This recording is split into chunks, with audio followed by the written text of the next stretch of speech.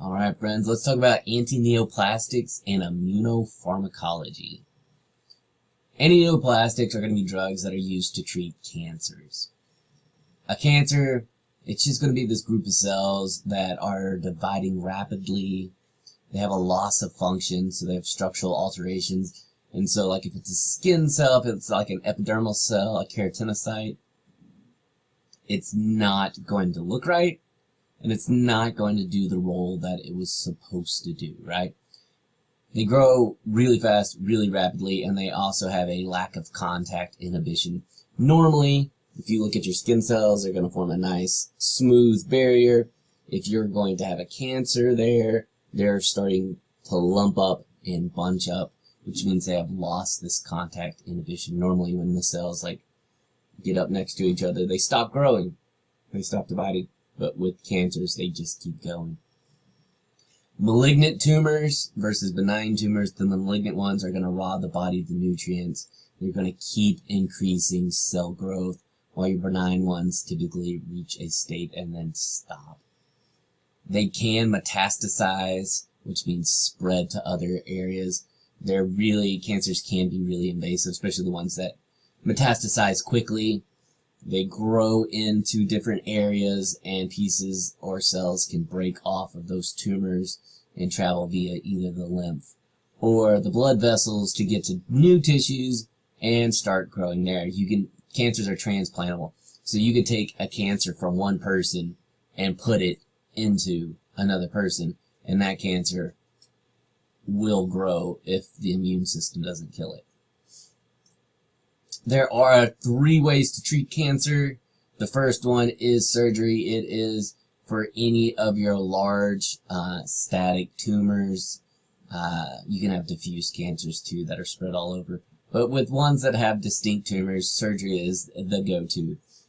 Cut it right out, right?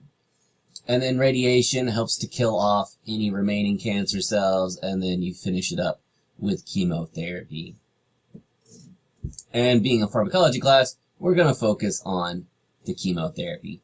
These are going to be drugs that we use to kill the cancers. And it is the primary treatment if it is a diffuse tumor like you see in lymphomas. So if you have cancers in the blood,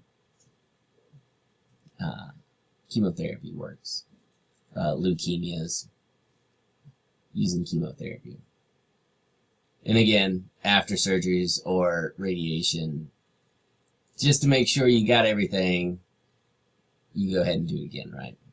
Typically with chemotherapy, you're going to do it in cycles between 1 to 6 weeks to give your healthy cells a chance to recover. A lot of chemotherapy is harmful to healthy cells. And what they do is they just attack cells that divide really quickly, like skin cells, like cells in the bone marrow. A lot of our chemotherapies are going to have myelosuppression, which means it's going to kill a lot of your blood cells, your red blood cells, your white blood cells, your platelets, all kinds of stuff, right? Any of those fast dividing cells can be negatively affected by this, including your skin, especially hair follicles are quick to die. You get alopecia, right? Balding. Your muscles, you get a lot of muscle weakness and muscle pain with chemotherapy, and also GI issues and disturbances. The first group of chemotherapeutic drugs we're going to talk about is your alkylating drugs, We discovered these kind of ironically in World War I with mustard gas, and realized that it attacked our fast dividing cells first. I'm like, wow, that could actually be useful in treating cancer. You attack us with chemical warfare, and we use it to treat cancer, right?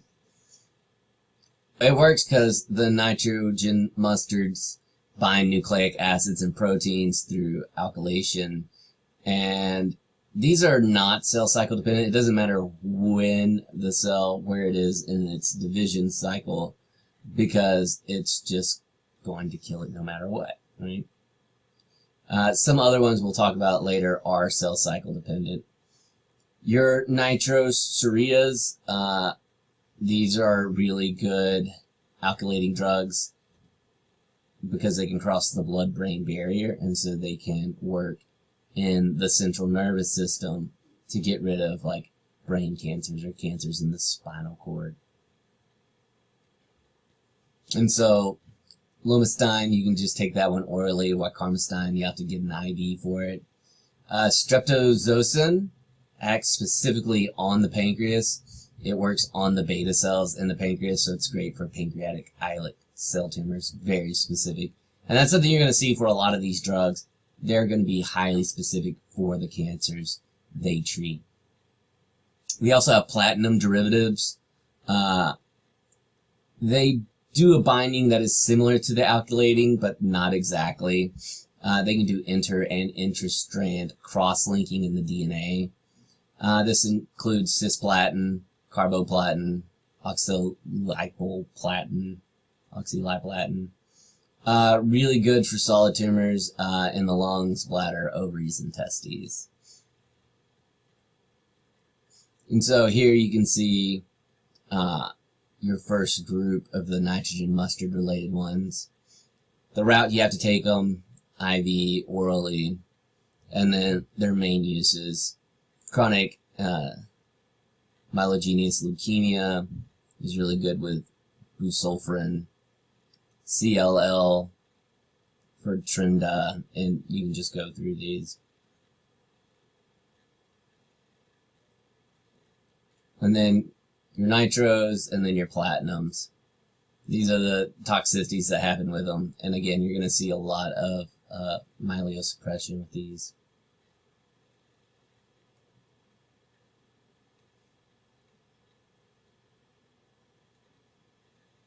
Side effects: nausea, vomiting, really common in a lot of our chemos.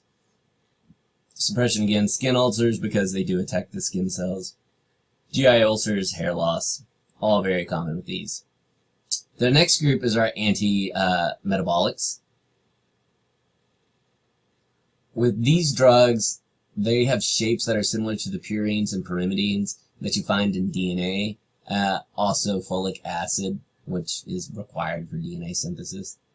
And so they inhibit nucleic acid synthesis, which then inhibits protein synthesis.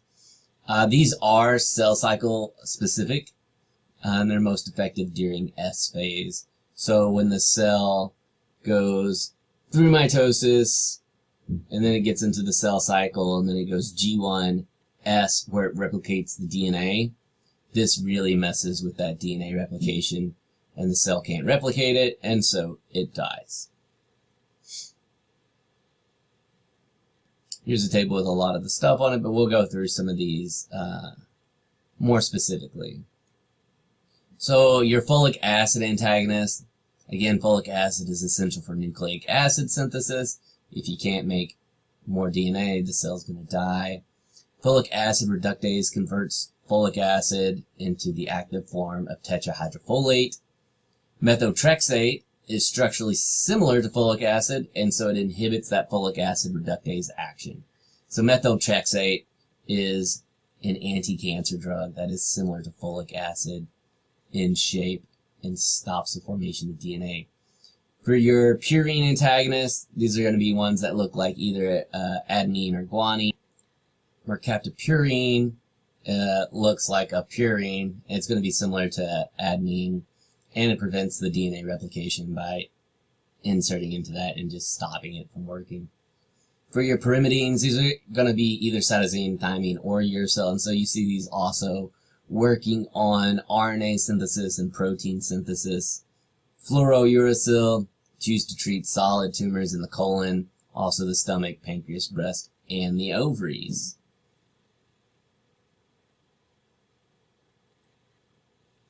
Our next group are going to be ones that we have found in nature. So these are naturally derived drugs. The first group are derived from the periwinkle plant, Ginkgo rosa, and they contain tumor inhibitors. Vincristine and vinorelbine and velbin, they all inhibit mitosis by binding the microtubules during metaphase. So in your cell cycle, if you remember, in metaphase, the cells all line up in the middle. You have that spindle apparatus formation. And so it stops this spindle apparatus from forming. It stops the separation anaphase in the cell, and so it doesn't divide, it dies. The next group is from mandrakes or mayapples, and they inhibit topoisomerase 2, which is needed for resealing the DNA. If you remember, when DNA gets copied, you have your double strand breaks, and then you have DNA polymerase going. And so topoisomerase helps to make that new formation. And so without it, you can't get DNA synthesis, and the cell dies. The Pepsid and Vumon are examples of these. Then from the U tree, this is gonna be Taxol, Taxotere, docetaxel. These bind the meiotic microtubules similar to what we saw in the periwinkle plant. Again, stopping mitosis. And then finally, from the Campotheca tree in China, we have ones that inhibit topoisomerase 1. Similar to what topoisomerase 2 does, it helps that binding back, right? And so topotecan, irinotecan are examples of drugs from this tree. Yay, nature. And so here you can see the drug, how it works, and then the types of cancers it works on, with Hodgkin's and non-Hodgkin's lymphoma, non-small cell lung cancer, ovarian breast lung cancer, etc. We'll pick up with drugs from bacteria in the next group.